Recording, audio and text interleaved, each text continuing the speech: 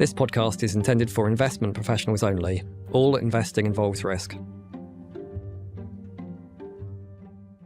It won't have escaped clients' attention that there's been significant talk of service extraction of late. We've seen government proposals for regulatory reform to allow service extraction when it is safe to do so, and the resulting increased flexibility that DB schemes will have in their endgame options. However, we strongly believe it's important amid all the changes not to lose sight of the reason we're all here in the first place. That's to help trustees meet their core fiduciary duty to pay all members' pensions as they fall due. As a crucial part of this, a buy-in or a buyout is usually seen as the gold standard objective for many trustees and companies as they seek to improve the security of members' benefits by moving into the regulated insurance regime. To discuss all this and more, I'm delighted to welcome our Head of Solutions Distribution, Lara Edmonstone-West, to the podcast. My name's Anthony, and I'm a Content Manager here at L&G. Hi, Lara. I wonder if we could kick off setting the scene for our listeners. So, what have been the key factors driving DB trustee decision-making in recent years? Hi, Anthony. It's an exciting time for DB schemes. Whilst we remain cognizant that there's a group of schemes and trustees still focused on their technical provisions funding level, we have in recent years seen increasing funding levels for many schemes. This increase in funding levels coupled with regulatory shifts on surplus extraction. But what does this mean? It means we're seeing growing momentum around endgame destinations, and this is fueling conversations with our clients around a pension risk transfer or PRT exercise, commonly called buy-in or buyout, self-sufficiency, consolidators such as a super fund, running on, and surplus extraction along these journeys. Now we're seeing theoretical conversations starting to turn into reality.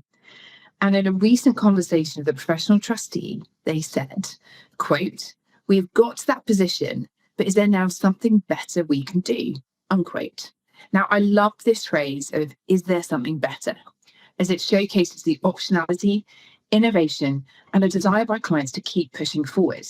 Now, this is going to push the agenda on choosing the right endgame destination for each individual scheme, but critically, something that's bespoke and right for them. Thanks, Lara. I think that's so important, even when managing schemes at an aggregate level, to keep that individual in mind. What will be important at a scheme level is also important often for the individual to make sure that their pension's paid. So looking at this in more detail, how do you say that trustees might wish to go about weighing up their options to ensure that that fiduciary duty to pay pensions remains front of mind? I'm really pleased you asked me about this because it is super easy to get excited about the new options available to DB schemes and trustees. Pensions are super exciting, but it's heartening to see that trustees aren't losing sight of what is most important, and that really is paying pensions. It is in many ways the only objective that matters, making sure members get their money at the right time. So what do these new options mean when keeping this core fiduciary duty in mind? It raises questions for trustees to consider with their advisors, with questions being how will each endgame option, number one, increase certainty of payment of benefits, number two, enhance benefits for members, number three, maintain or even enhance the member experience, and this is something I'm absolutely seeing trustees focused on. And number four, perhaps a little bit controversially, how can it enhance benefits for the sponsor? But it really is about staying focused on the ultimate outcome, but working out if there is a better way to get there. It's brilliant. I love that focus on optimization, always thinking, is there something new? Is there something better we could be doing for our clients? So when we talk about the long-term path for schemes, why might many trustees ultimately consider buyout to be the gold standard?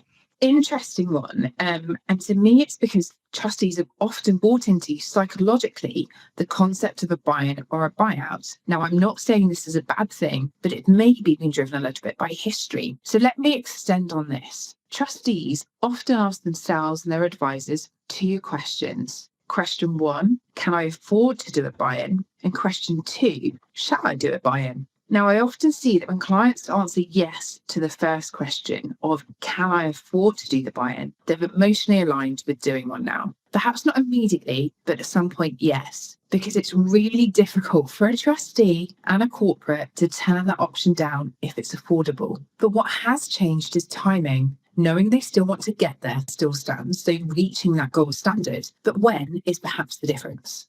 So it could be a question of time horizon.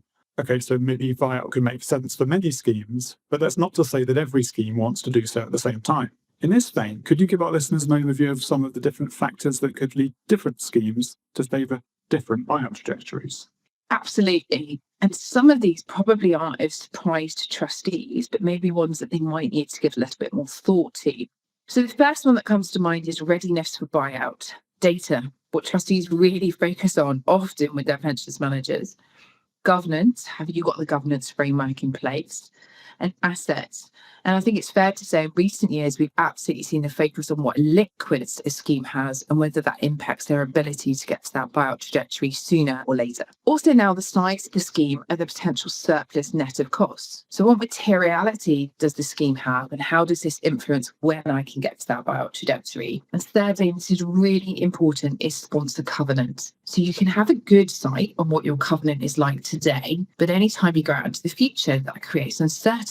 So that timing of that transaction is also strongly influenced by that view on sponsor covenant. Just picking up on the second point you raised there, when we think about buyout time horizons, are we expecting consideration of surplus extraction to delay partial PRT transactions? So it's important to note that schemes have traditionally done some partial buy-ins along the way, as I call it, on the journey. And I've been talking to my colleagues in the retirement business about this. Now, for an individual scheme, the opportunity to run on and capture surplus and waiting to see how legislation develops might delay transactions. And we have seen this with some of our clients. But it's important to step back and look at this at the aggregate level, because there remains a significant imbalance between the number of schemes that are fully funded on a buyout basis, over 50% of schemes at the end of 2024, and actually the annual capacity for that business to be executed. So let's bring this to life with some numbers. Market volumes of over £50 billion per annum are now the norm in the insurance market, with next year already looking larger than this. But let's compare this to the total DB AUM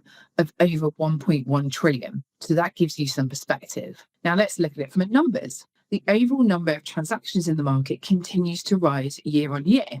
And there's expectations that this year we're going to exceed 300 transactions across the market. But again, let's give this some perspective. Let's compare this to the total number of DB schemes, 4,818.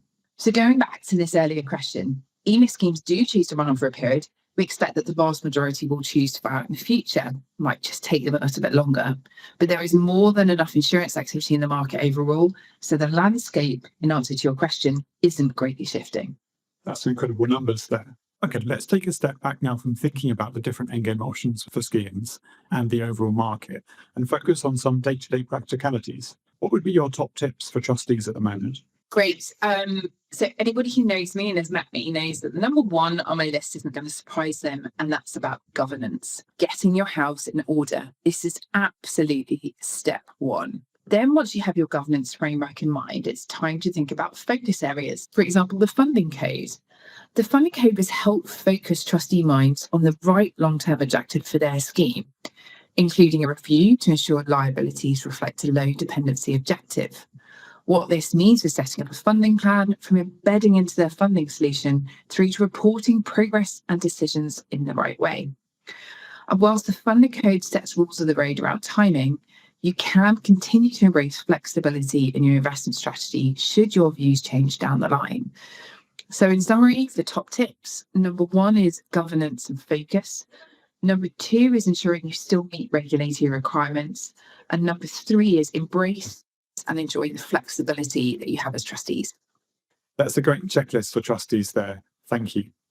Before we wrap up this podcast, is there anything else that's important for DB schemes to consider as they go back to basics to look to be long-term stewards of pension capital? It's really important. So I'd absolutely love to finish this off with a consideration to responsible investment. Now, we're one of the largest asset managers in the UK, and we recognise the importance of leveraging our scale and influence to create long-term value through responsible investment. Indeed, our investment philosophy and processes are focused on creating value over the long term. We believe that incorporating financially material sustainability criteria, when it's relevant to our clients, can create value and drive positive change. And the different endgame considerations don't change our capabilities and support for our clients. They don't hinder us, and therefore they don't hinder our clients in achieving and indeed exceeding their responsible investment goals. And it really is fantastic that clients and trustees don't feel restricted on their ability to express their individual beliefs. Today, we're seeing renewed focus with clients on the importance of responsible investment. So it really is great to have an opportunity to have mentioned it today. Ultimately, as pensions managers, we're here to help build a bridge, be it buyout, run-on, or both, tailored to a client's needs, and importantly, always putting the client first. Thank you, Lara, for your time today. And thank you to you, our listeners, for tuning in. If you'd like to discover more about our latest endgame thinking for DB schemes, please visit our specifically tailored blog site at blog.lng.com/tags/endgame. Thank you. As a reminder, this podcast is intended for investment professionals only and shouldn't be shared with a non-professional audience. The views expressed in this podcast are those of L&G's Asset Management Division, as at the date of publication. This podcast is for informational purposes only, and we're not soliciting any action based on it. The information discusses general market, economic, or political issues, or industry or sector trends. It does not constitute research or investment, legal, or tax advice. It is not a recommendation or advertisement to buy or sell securities or pursue a particular investment strategy. Assumptions, opinions, and estimates are provided for illustrative purposes only. There is no guarantee that any forecast made will come to pass. No party shall have any right of action against L&G in relation to the accuracy or completeness of the information contained in this podcast. Where this podcast contains third-party information, the accuracy or completeness of such information cannot be guaranteed, and we accept no responsibility or liability in respect of such information. Not for distribution to any person in any jurisdiction where such distribution would be contrary to local law or regulations. Copyright 2025.